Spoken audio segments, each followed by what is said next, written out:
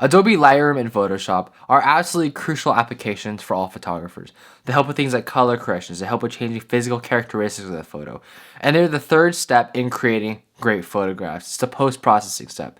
And in this video, I'm going to be explaining why every photographer needs to learn both Photoshop and Lightroom.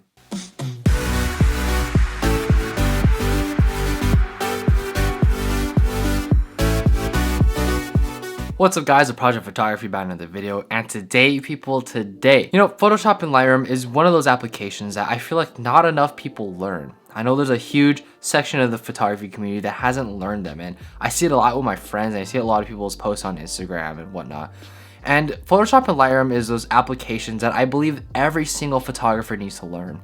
It is a crucial step in the photography process when it comes to post-processing. It's able to really refine your images and create the image that you saw when you envisioned the photograph. And I feel like that, not a lot of people learn it, and I don't think a lot of people take it seriously. And I really want to use this video to explain why it's so important.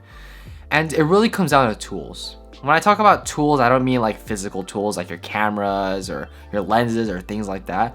When I talk about tools, I talk about creative, technical aspects of photography. This technical aspect of photography is a part where, you're able to learn different techniques, you're able to learn different ideas and how to solve different problems in photography. In one of my last videos, me and my friend Drake went to Joshua Tree and to shoot Comet Neowise in the Milky Way galaxy. So before this trip, I shot the Milky Way once, and it was at Joshua Tree again.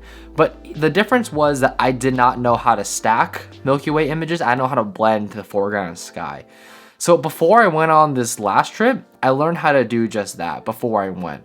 So when I got there, I had a good idea as to, how to stack the images and how to do it in post-processing. So when I got there, I was able to learn how to, shoot the right composition in the way that I wanted to. And when I got home, I was able to create beautiful, amazing photos. And it kind of clicked in my head, like, learning how to stack Milky Way photos is another tool in my arsenal that I can use for different things.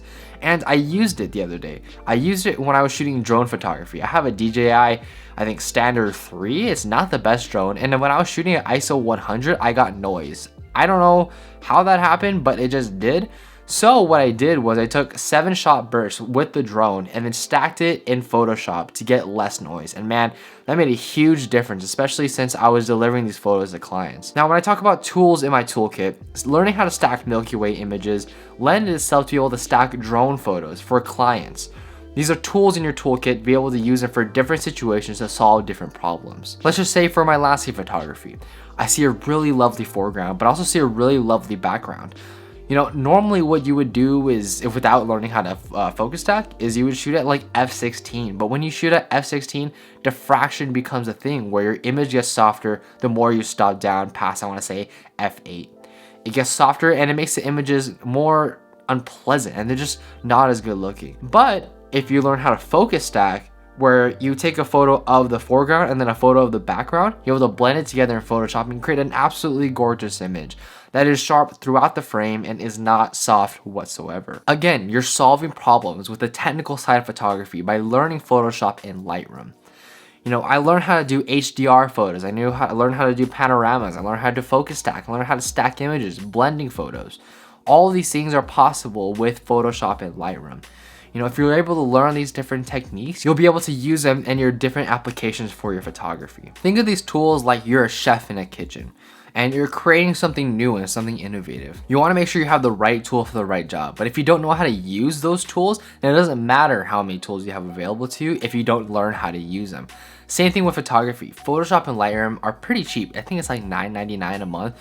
That's how much I pay. If you're able to learn every aspect of Lightroom, you're able to learn how to use the color curves, the temperature control. You're able to learn how to do things like contrast and dehazing.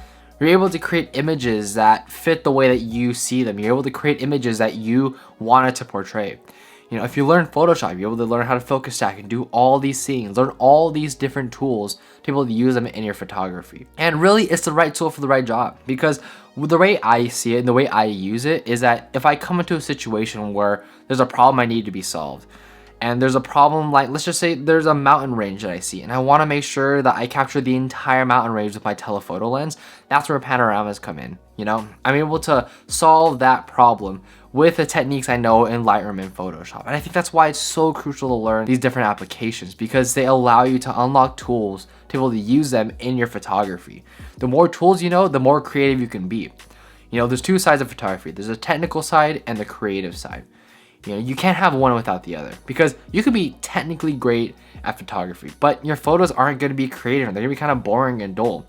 But you can be super creative with your photography, but even if you don't know how to control your camera, or you don't know how to control your post-processing techniques, then aka the technical side, then the creative side isn't going to show.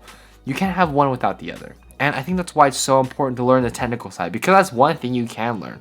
The creative side is something that just kind of comes to you, that comes over time. But the technical side, you can learn. You can learn through tutorials on YouTube. You can learn by just experimenting around with it. And that's kind of how I learn things. And in reality, it's super easy to learn. And I think everybody absolutely needs to learn it. Remember, it's more tools in your toolkit to be able to use for different aspects of photography. You're able to solve different problems. You're able to create images that are much cleaner and look better because you know how to use these post-processing techniques. If you don't know how to use Lightroom and Photoshop, please, I absolutely recommend you learn both of these programs. And this video is not sponsored by Adobe, but I just think they're so crucial to learn because, you know, they unlock different potential, different doors to different avenues of photography. You're able to do more and experiment more, and you're able to just know more when it comes to photography. You know, it's creative problem solving at its finest, and I think everybody needs to learn it.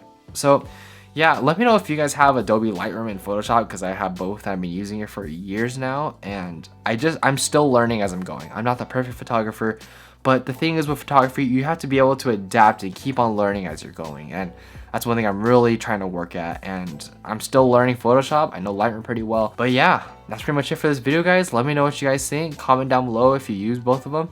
Comment, subscribe, and I'll catch you guys in the next one.